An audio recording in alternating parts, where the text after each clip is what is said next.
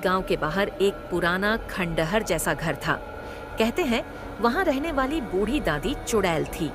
उनका असली नाम कोई नहीं जानता था, लेकिन गांव के बच्चे उन्हें चुड़ैल दादी कहकर बुलाते थे।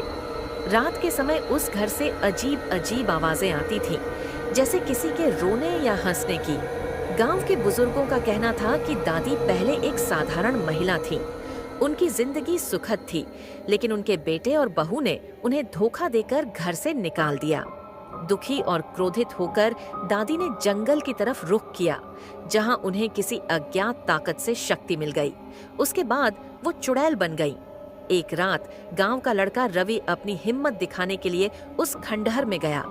गांव वाले उसे रोकने की कोशिश करते रहे, लेकिन वह नहीं माना। खंडहर में घुसते ही उसे ठंडी हवा का झोंका महसूस हुआ और एक अजीब सा सन्नाटा। तभी एक कमजोर और डरावनी आवाज आई। क्यों आया है बच्चे?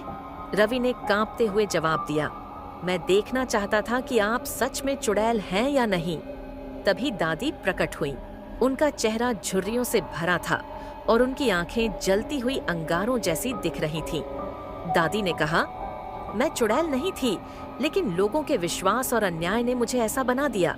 जो मुझे परेशान करता है, मैं उसे नहीं छोड़ती। रवि घबरा गया और अपनी जान बचाने के लिए भागने लगा, लेकिन दरवाजे पर उसे दादी का ठहाका सुनाई दिया। गांव वाले रवि को पूरी रात नहीं ढूंढ पाए। सुबह जब लोग खंडहर में गए तो उन्होंने रवि को बेहोश पाया।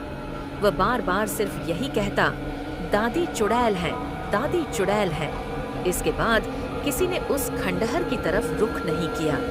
गांव में आज भी रात होते ही लोग घरों में दुबक जाते हैं, क्योंकि सबको लगता है कि चुड़ैल दादी अब भी अपने बदले की तलाश में है।